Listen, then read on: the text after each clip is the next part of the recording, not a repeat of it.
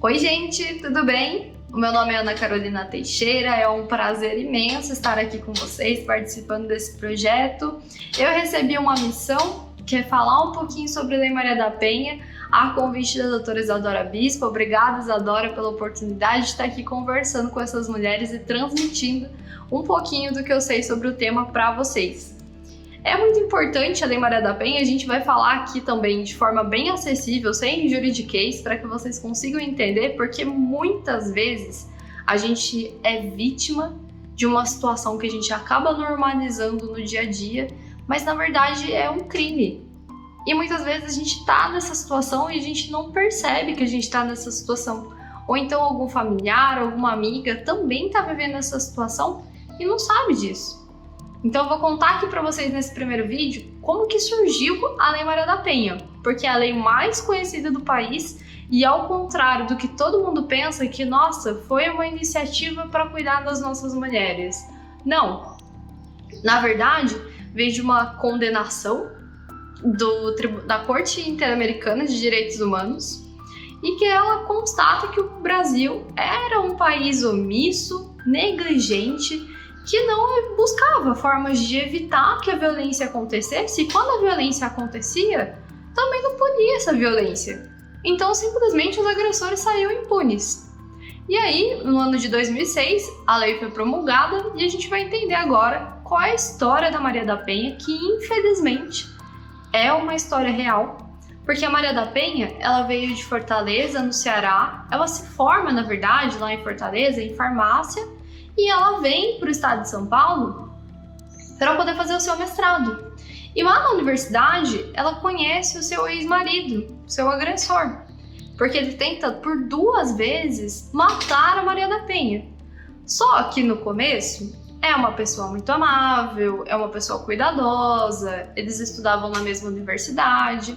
Aqui em São Paulo eles têm a primeira filha e até então tudo bem. Depois eles voltam para Fortaleza, porque ele era colombiano e ele veio para o Brasil e tinha o sonho de se naturalizar brasileiro. Vai com Maria da Penha morar em Fortaleza e lá eles têm as suas 2 filhas. E aí a gente começa a ver que a agressão não vieram do nada, as 2 tentativas de homicídio. Na verdade foram agressões que ela só conseguiu notar depois de que tudo aconteceu, que foram de forma gradativa. Primeiro com xingamentos, falta de respeito, que evoluiu para agressão física das filhas, que o casal tinha 3 filhas, e aí ele agredia fisicamente, xingava, e sabe, aquela explosão, e isso depois vinha numa fase de calmaria, que a gente vai entender mais pra frente que é um ciclo de violência, e depois vinha de novo, xingamentos, e isso foi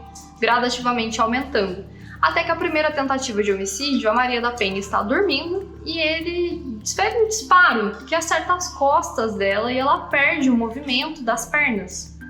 E aí você vai me perguntar, Carol, mas foram 2 tentativas, ele deu um tiro nela e ela continuou com ele?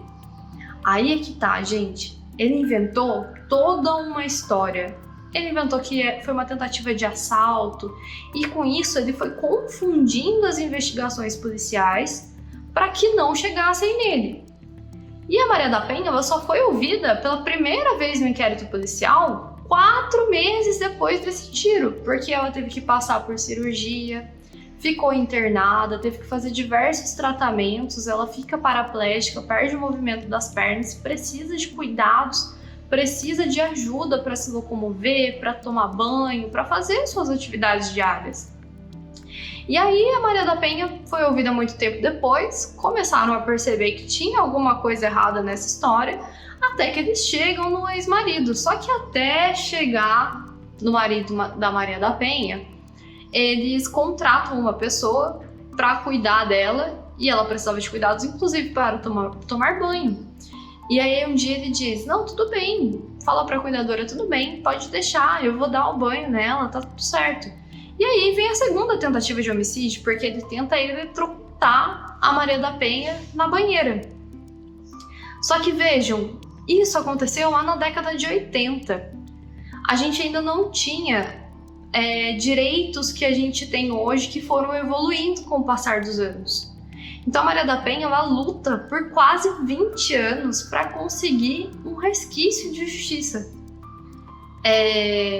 Ela tinha uma preocupação não só com a sua integridade física e com a integridade física das suas filhas. Na época tinha um abandono de lar. Então, se ela simplesmente saísse da casa, ela podia correr o risco de perder a guarda das filhas. Vejam que a situação era bem complicada, demorou para que ela conseguisse sair desse ciclo de violência. E aí hoje, anos depois, na luta dessas mulheres, inclusive do movimento feminista, para que conseguissem mais direitos e mais proteção, no ano de 2006, a Lei Maria da Penha finalmente é promulgada por essa condenação do Brasil na Corte Interamericana de Direitos Humanos. E aí, nos próximos vídeos, a gente vai ver quais são as medidas protetivas, como que a gente consegue essas medidas protetivas, como que funciona a violência e tudo mais. Tudo bem? Te espero no próximo vídeo.